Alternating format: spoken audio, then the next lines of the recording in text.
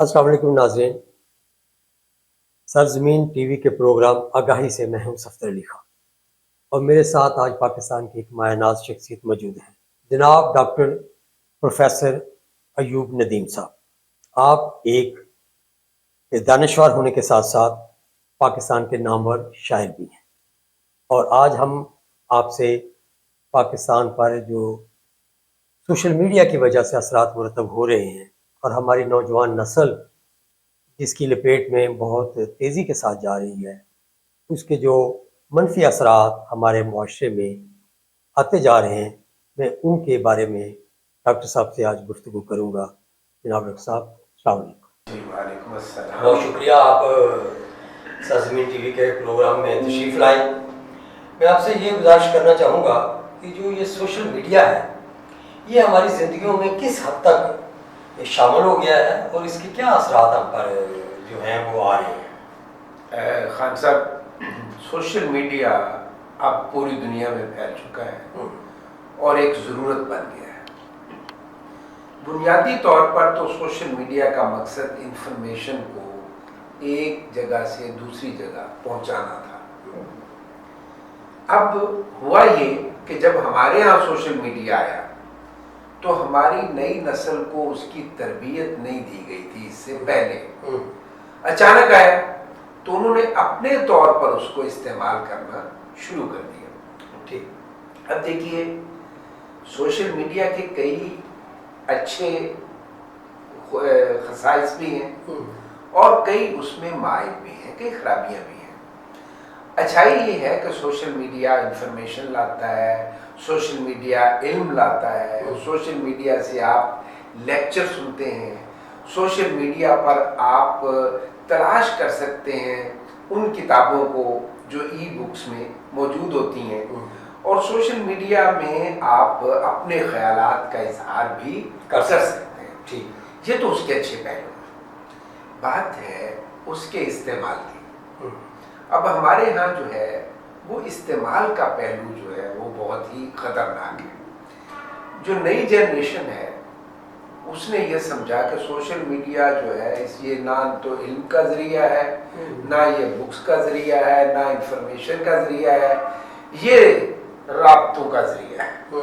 اور انہوں نے اس پر بہت ہی بری بری جو ویڈیوز تھیں وہ اپلوڈ لوگوں نے کرنا شروع کر دی، پھر ان کے دیکھنے کا رجحان بڑھا، پھر ایسی گیمز آ گئی جن میں لڑکے اور لڑکیاں شامل ہوتی ہیں، ان کے رابطے ہو جاتے ہیں، وہ اسی تک محدود ہو جاتے ہیں۔ اور اسی چیز کو لے کے لوگ آگے چل پڑے ہیں کہ یہ ایک انٹرٹینمنٹ کے لیے ہی صرف میڈیا ہے، اس پر کوئی آگاہی کے لیے کام موجود ہی نہیں ہے۔ یہ میرا خیال ہے کہ ہمارا یہ بھی ایک تاثر بن گیا ہے۔ اچھا، انٹرٹینمنٹ بھی کسی حد تک شاید قابل قبول ہو، لیکن یہ جو فرسودگی ہے اور جو فحاشی ہے اور جو عریانی ہے اور جو مس انفارمیشن ہے، اس نے سوشل میڈیا کو بری طرح متاثر کیا ہے۔ میں دنیا کے دوسرے ملکوں میں بھی گیا ہوں اور جاتا رہتا ہوں۔ آپ یقین جانیں کہ وہاں کے لوگوں کا رابطہ کتاب سے نہیں ٹوٹا، حالانکہ سوشل میڈیا تو وہاں بھی ہے، ایجاد ہی ان کی ہے اور بہت زیادہ ہے، لیکن اب بھی وہاں لوگ کتاب پڑھتے ہیں، بس میں پڑھتے ہیں، کہیں بیٹھے ہوئے پڑھتے ہیں، کہیں بس کے انتظار میں پڑھتے ہیں۔ تو وہاں ایک جو کتاب سے ایک تعلق ہے وہ موجود ہے، آج تک موجود ہے۔ یہی وجہ ہے کہ یورپ میں ناول چھپتا ہے تو وہ لاکھوں کی تعداد میں فروخت ہوتا ہے، جبکہ ہمارے ہاں اگر کوئی کتاب چھپ جائے، اگرچہ اچھی کتاب کوئی چھپتی نہیں، اور اگر کوئی اچھی کتاب چھپ جائے تو وہ چند سو تباہ ہوتی ہے، اور اس کو فروخت کرنا بھی ایک بہت بڑا مسئلہ ہے۔ اچھا، میں آپ کی بات سے یہ بھی عرض کروں گا کہ ہمارے تو ایسے ہو گیا ہے سوشل میڈیا یا موبائل کا استعمال کہ جیسے اس کے بغیر ہمارا گزارا ہی نہیں ہے۔ آپ گھروں میں دیکھیں تو میں اپنے چھوٹے بچوں کو کہ وہ شور نہ ڈالیں یا کھیلیں نہ یا کہیں ادھر ادھر نہ ہو جائیں، وہ ان کو بھی موبائل دے کر اس پر سوشل میڈیا کے کوئی ڈرامہ یا کوئی انٹرٹینمنٹ کا کوئی دیگر پروگرام، کارٹون یا ایسی کوئی چیزیں لگا کر انہیں دے دیتے ہیں، جس سے وہ عادی ہوتے جا رہے ہیں۔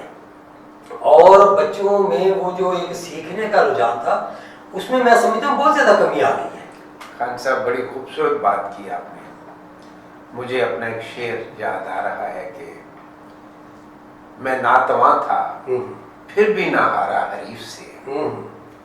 میں ناتواں تھا پھر بھی نہ ہارا حریف سے. ماں کی دعا نے ایسا دیا حوصلہ مجھے. تو بات یہ ہے کہ وہ جو ماں تھی نا وہ بہت صبح کے وقت جسے ہم پنجابی میں سرگی ویلا کہتے ہیں وہ اس وقت اٹھتی تھی. اٹھنے کے بعد اس نے دودھ بلونا ہوتا تھا. دودھ بلونے کے بعد پھر وہ بچوں کو اٹھاتی تھی. بچے اٹھتے تھے پھر وہ نماز ادا کرتے تھے. والدہ بھی نماز ادا کرتی تھی. پھر وہ بچے مسجد جاتے تھے اور قرآن پاک پڑھتے تھے. تو یہ اس کے بعد جب وہ واپس آتے تھے تو اسی ماں نے ناشتہ بنایا ہوتا تھا. وہ ناشتہ کرتے تھے پھر اپنے بیگ اٹھاتے تھے اور اسکولوں کو چلے ایسے. بالکل ایسے یہ تھی وہ لائف جس نے بڑے بڑے لوگ پیدا کیے. اب کیا ہے؟ اب والدہ جو ماں ہے وہ بھی سوشل میڈیا پہ لگی ہوئی ہے. اس کے پاس وقت نہیں ہے. صبح اس نے اٹھنا نہیں. قرآن نہ اس نے خود پڑھنا ہے نہ آگے اس نے بچوں کو کہنا ہے کہ آپ پڑھائیں. پھر اس نے ناشتے میں بھی تاخیر کرنی ہے. تو جب دیکھیں سب سے بڑی جو تربیت گاہ ہے وہ ماں کی گود ہے.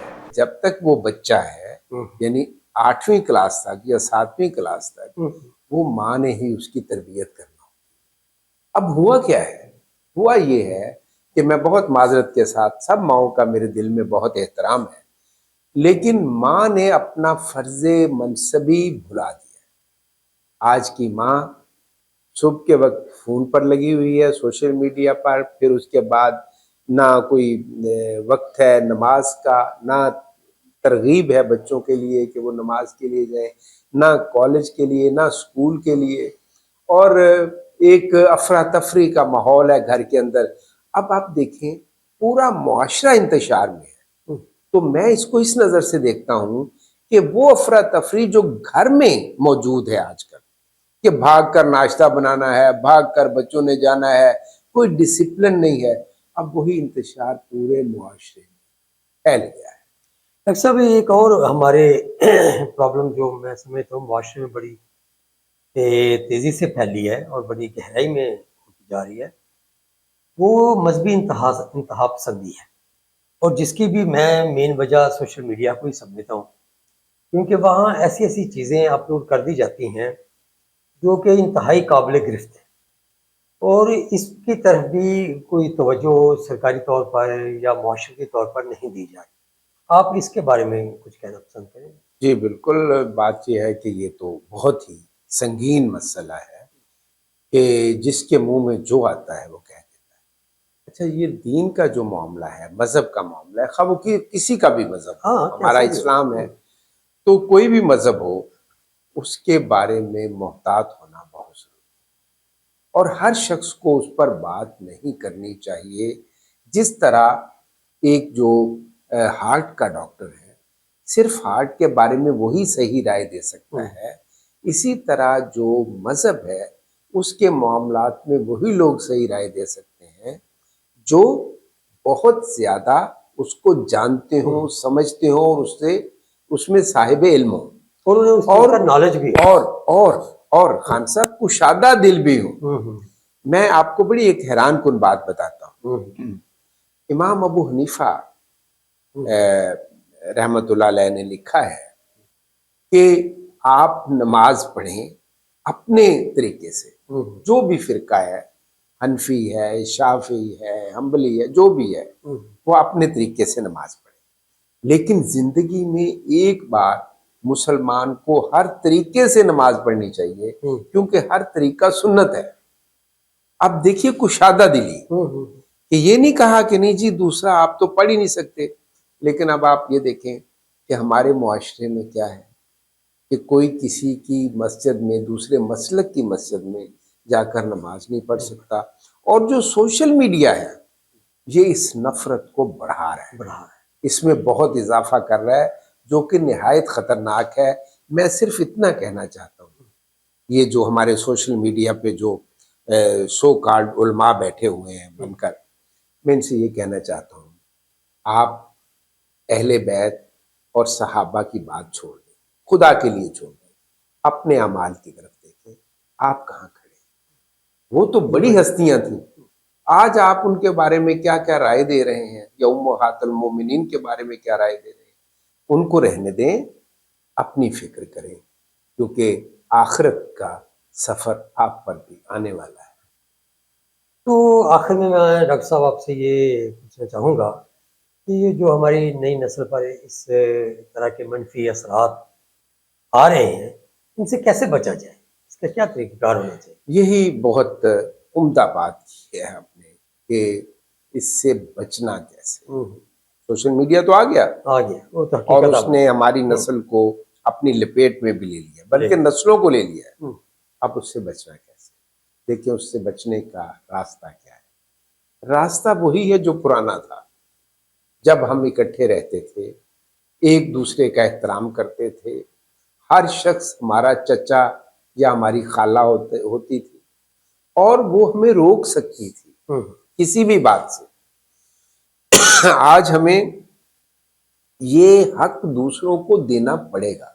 اگر چچا بھتیجے کو کسی غلط بات سے منع کرتا ہے تو ہمیں اس کو قبول کرنا ہوگا، اور اپنے بچوں کی تربیت پر توجہ دینی ہوگی۔ اس میں ظاہر ہے کہ جو فادر ہے عام طور پر ہمارے معاشرے میں وہ کماتا ہے، وہ چلا جاتا ہے گھر سے، اور والدہ جو ہے اگر وہ گھر پہ ہے تو اسے اپنے بچوں کو مذہب سے جوڑنا ہوگا۔ یہ صرف دنیاوی تعلیم بھی ضروری ہے، لیکن صرف دنیاوی تعلیم سے آپ بچے میں وہ اخلاقیات پیدا نہیں کر سکتے جو ہر مذہب میں ہے۔ میں صرف دین اسلام کی بات نہیں کر رہا، ہر مذہب میں ہے۔ اگر آپ وہ رشتہ جوڑیں گے، آپ اس کو اس کے قریب رکھیں گے، اسے اخلاقیات کا آہستہ آہستہ درس ملتا رہے گا، تو آپ یقین جانیں کہ ہماری توجہ سے، ہماری اٹینشن سے، ہماری محبت سے، طاقت سے نہیں، محبت سے، بچے جو ہیں وہ خود بخود ایک اچھے راستے پر آ جائیں۔ بہت شکریہ ڈاکٹر صاحب، آپ نے بہت خوبصورت پیغام دیا۔